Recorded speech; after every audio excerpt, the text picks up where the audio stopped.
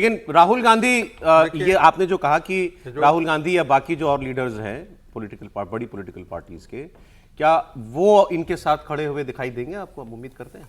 अभी तो मेरे ख्याल से ये एक चैप्टर पॉलिटिकल लेवल पर राहुल गांधी के लेवल पर खत्म हो गया है। लेकिन वो चाहेंगे कि वो एंटी बीजेपी कैंप में रहे। ये जो अभिजीत दीप के हैं और उनके जो साथी हैं वो कितना रहते हैं, और क्या सरकार कोशिश करेगी कि ऐसा नहीं है ना कि सरकार कोशिश नहीं करेगी, सरकार भी कोशिश करेगी कि भाई अब हो गई तुम्हारी बात खत्म, अब करिए अपना काम करिए, फिर देखेंगे क्या होगा। जैसे वो कहते हैं कि खून मुंह लग जाता है, तो वो खून तो मुंह लग गया है, तो राजनीति छोड़ना अब उनके लिए थोड़ा सा मुश्किल काम होगा। मतलब अभी तो शुरू ही किया है, लेकिन शुरू करने के बाद भी वो करेंगे, कहीं जा सकते हैं। नई पार्टी बनाने की भी बात होगी तो टाइम लगेगा, हालांकि अभी मुझे नहीं लग रहा कि नई पार्टी बनाएंगे, और बहुत सारी पार्टीज वाले सोचेंगे कि कहीं पर उनका इस्तेमाल कर लिया जाए। हाँ, तो आप अगर एंटी बीजेपी पार्टियां अगर आप महाराष्ट्र के स्तर पर सोची तो क्या कांग्रेस है, एनसीपी है, उद्धव ठाकरे, हाँ, यही पार्टियां हैं राष्ट्रीय स्तर पर। इसीलिए सब लोगों ने उन्होंने मुलाकात की ना, उद्धव ठाकरे ने भी यहाँ आकर बात की है, मुलाकात की है। नहीं, ऐसे तो कहा जा रहा है कि शरद पवार जी की भी एक भूमिका है आंदोलन खत्म करवाने में। शरद पवार जी इनसे मिलने के लिए गए थे, फिर प्रधानमंत्री से भी मुलाकात हुई थी। वो तो गाड़ी से उतर के सुप्रिया सुले उधर गई थी राहुल गांधी से मिलने। उस पार्टी का और उनका कुछ रोल तो इसमें जरूर है। वो बिल्कुल हो सकता है, लेकिन मेरा ये मानना है कि वो महाराष्ट्र में शिवसेना में जाना उनके लिए सबसे मुफीद होगा। सबसे उद्धव ठाकरे के साथ नहीं, एकनाथ शिंदे के साथ। क्या बात कर रहे हैं? अरे आप इसको समझिए, क्षेत्रीय राजनीति को भी समझिए। महाराष्ट्र में जहां वो खड़े हैं वो या तो कांग्रेस के साथ जाएंगे, क्षेत्रीय एंटी बीजेपी लॉबी में, एनसीपी में नहीं जाएंगे वो।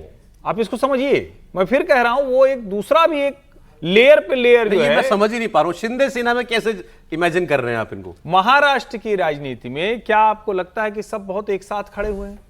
एकदम एक साथ नहीं है, वो अलग अलग समय पर अलग बात करते हैं। क्या शरद पवार की पार्टी इस स्थिति में है कि वो किसी को अब एकोमोडेट करे? शरद पवार अब सिर्फ और सिर्फ ऐसी भूमिका कर सकते हैं, हाँ बस वही है, खुद एकोमोडेट होना चाहते हैं। अच्छा, या कांग्रेस की तरफ जाएंगे दीप के, और या तो फिर उनको ये जो विकल्प दिखेगा कि क्षेत्रीय में जाए। सौरभ दास जो मुख्य प्रवक्ता हैं इनके, वो भी कल एक बड़ी मीटिंग का हिस्सा थे, और वो कल दिल्ली के पुलिस कमिश्नर से मुलाकात करने के लिए गए थे। वहां मिले, क्या हुआ वो बताते हैं। वो तो उसके लिए गए जो हम लोगों ने मन से ऐलान किया था कि एक एक पुलिस वाले और आरएएफ जिन्होंने वीडियोस और उनके पिक्चर्स होंगे, उन जिन लोगों ने सर पे डायरेक्टली मारा, लोगों को सर फोड़ा, हाथ तोड़े, ऐसे सारे पुलिस वालों के खिलाफ और आरएएफ वालों के खिलाफ हम लोग लीगल एक्शन लेंगे, बहुत जल्द लेंगे। हम लोगों ने वेबसाइट भी लॉन्च किया है। एंड जब ये लीगल एक्शन लेंगे तो सिर्फ ये नहीं कि कंप्लेंट देंगे, एफआईआर भी दर्ज करवाएंगे, कोर्ट जाना पड़े तो कोर्ट भी जाएंगे।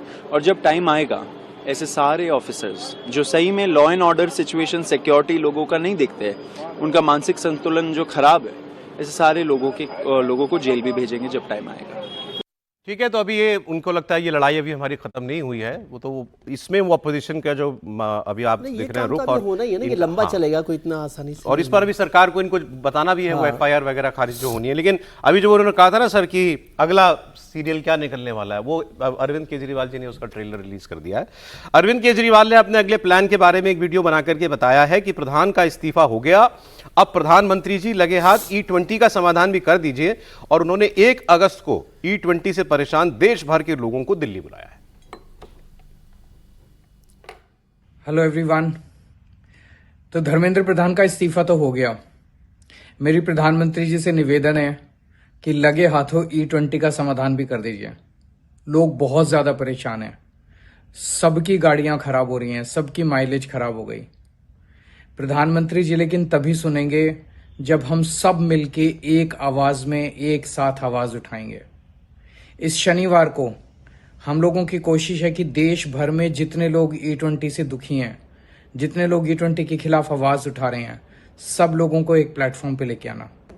इसका नाम रखा है नेशनल टाउन हॉल। 11:30 बजे आप सब लोग नेशनल टाउन हॉल में पार्टिसिपेट करने के लिए आमंत्रित हैं। तो अब अगला मुद्दा E20, और E20 के बहाने किसी और एक मंत्री का इस्तीफे की मांग होगी। देखिए, मैंने तो कल आप बोल ही रहे थे, मैंने कल कहा भी आपके साथ जो YouTube चैनल के लिए किया था, और सरकार में एक बहुत वरिष्ठ व्यक्ति के साथ मैं परसों शेयर कर रहा था, धर्मेंद्र प्रधान के इस्तीफे के बाद रात में मेरी बातचीत हो रही थी, तो मैंने उनको कहा कि सरकार को अब सचेत हो जाना चाहिए E20 के मुद्दे पर, और अमेरिका के साथ जो समझौता होने वाला है उसमें कृषि कानून को लेकर के, कृषि से संबंधित मुद्दों पर किसानों का आंदोलन बिल्कुल होगा। भारतीय किसान यूनियनों को उसके लिए तैयारी कर रहा है। ये जब मुझे जानकारी है तो सरकार को ये जानकारी नहीं होगी, ऐसा नहीं है, लेकिन मैंने अपनी तरफ से ये भी कहा। और तीसरा, जो राम मंदिर मुद्दा है उसमें जो चंदा चोरी का मुद्दा है, ये भी एक मुद्दा है जिस पर विपक्ष जो है वो चाह रही है कि पूरे देश में इस पर अभियान चलाया जाए। तो एक तो छात्रों का मुद्दा हो गया, दूसरा किसानों का मुद्दा हो गया, तीसरा इथेनॉल का मुद्दा हो गया, और चौथा राम मंदिर है।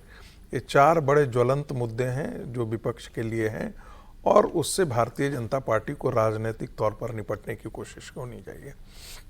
रही बात कि क्या ये आंदोलन दोबारा करेंगे, बिल्कुल करने की कोशिश करेंगे, लेकिन सरकार को अब चाहिए कि जिस प्रकार की छूट आंदोलन के लिए उन्होंने दी थी, अब उस प्रकार की छूट वो आंदोलन के लिए न दें तो वो बेहतर होगा। जैसे जिस प्रकार से जंतर मंतर पर था कि भाई 2 दिन के लिए, और उसको होने दिया आंदोलन को, उनको कॉकरोच पार्टी को लगा कि इससे कोई हमें खतरा नहीं है, लेकिन वो ये भूल गए थे कि बहुत सारा पेंट अप फीलिंग है, बहुत सारा असंतोष है, पॉलिटिकल पार्टियां टूटी हैं, उनके कार्यकर्ता असंतोष में हैं। जो बंगाल का चुनाव, आसाम का चुनाव, बिहार का चुनाव सब जो हार चुके हैं उनको असंतोष है। जिनको डर सता रहा है उत्तर प्रदेश में भी हारने का, उनके अंदर भी असंतोष अभी से फैलना शुरू हुआ है। जो SIR के अंदर जो जिनका नाम कटा है और जिन पार्टियों को इससे बहुत घाटा हुआ है, वो असंतोष में पीड़ित थे। तो आने वाले दिनों में सरकार सहज तरीके से नहीं चले, इसके लिए वो पूरा संसाधन झोंक देंगे, पूरा अभियान झोंक देंगे। एक और बात जिसकी तरफ मैं बार बार इशारा करता हूं, और मैं फिर कहना चाहता हूं कि जो अभी जिक्र किया गया था, भारतीय जनता पार्टी के सांसद ने जिक्र किया था, विदेशी फंडिंग और विदेशी साजिश, हम इसे बिल्कुल कतई इनकार नहीं करते हैं। दुनिया की हर ताकत जरूर ये चाहती होगी कि बांग्लादेश जिस समय जिस ढंग से काम हुआ है, श्रीलंका में जिस ढंग से हुआ है, नेपाल में जिस ढंग से हुआ है, नरेंद्र मोदी को उखाड़ने के लिए ये सारा काम करने की कोशिश कर रहा। तो भारत की सरकार को हमसे बेहतर जानती होगी, लेकिन निशिकांत दुबे की बात को हम हल्के में, हंसी में और मजाक में उड़ा करके जो बात निशिकांत दुबे ने कही कुछ वैसा ही उन शब्दों में जैसे अभी आपने कहा। ये एक और सीनियर लीडर है कैलाश विजयवर्गीय, उन्होंने भी इस बात को कहा कि ये तो नेपाल और बांग्लादेश बनाने वालों के ख्वाब धरे के धरे रह गए, करना तो वो वही चाहते थे। अच्छा, वो धर्मेंद्र प्रधान के बारे में भी एक इंटरेस्टिंग बात बता रहे हैं, सुनिए।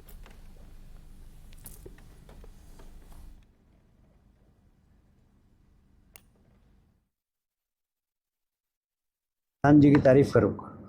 मैं उनको विद्यार्थी परिषद के ज़माने से जानता हूँ। उनको जो काम देते हैं बहुत ईमानदारी के साथ और डेडिकेटेड तरीके से करते हैं। वो तो पहले दिन से जैसे आंदोलन चालू हुआ था, उन्होंने पार्टी अध्यक्ष से कहा कि अगर आपको ऐसा लगता है तो मैं इस्तीफ़ा दे देता हूँ। पार्टी अध्यक्ष ने मना कर दिया कि बोले नहीं, जब तक हम लोग बैठ कर निर्णय लेंगे जब तक तुम इस्तीफ़ा नहीं दोगे, और इस्तीफे की बात भी नहीं करोगे किसी से।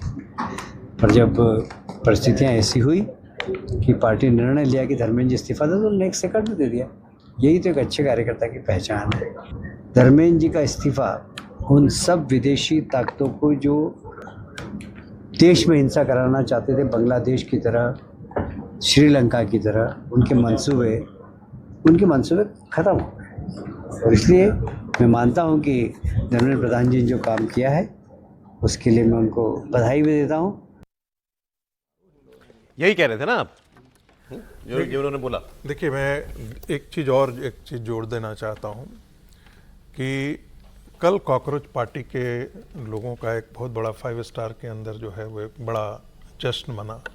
शायद आपने वीडियो दिखाया है या नहीं दिखाया है, ये आपके पास है या नहीं है, लेकिन वो सोशल मीडिया पर कल रात को मैंने देखा था और एक चैनल ने भी उसको बड़े जोर से चलाया बड़ा था। होटल लग रहा है, बहुत बड़ा होटल, 5 स्टार होटल है वो।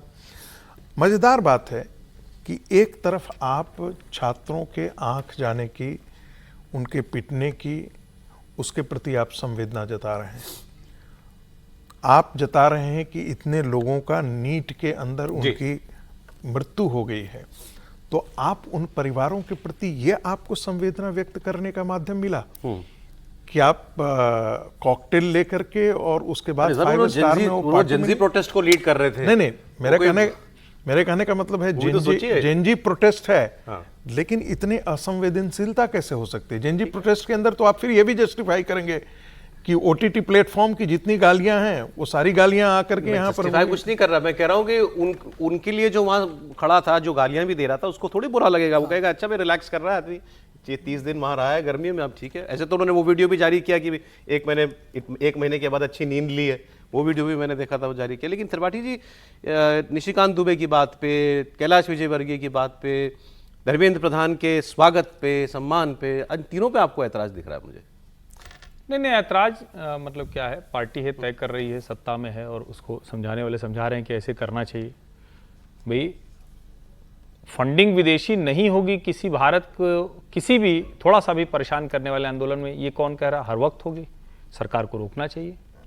विदेशी ताकतें अगर हैं तो वो ताकतें कभी चिन्हित भी हो जाएं, अच्छा होगा ना, कभी पता तो चले कि ठीक है विदेशी ताकतें, हम सब जानते हैं कोई ऐसा कालखंड नहीं रहा जिसमें अमेरिका, रशिया, चाइना, जाने किसका आरोप नहीं लगा। लगता ही है, और लगता क्या है, होता ही होगा। भाई जॉर्ज सोरोस ने 2021 की ग्लोबल म्यूनिक सिक्योरिटी कॉन्फ्रेंस में कहा था कि हम $1 मिलियन का प्लेज कर रहे हैं, नरेंद्र मोदी का नाम लेके कहा, दुनिया के निशाने पर नरेंद्र मोदी, ये सब ठीक है। लेकिन आप पॉलिटिकल मूवमेंट को जब आप इस तरह से चिन्हित करने की कोशिश करते हैं तो फिर क्यों आप गए बातचीत करने के लिए?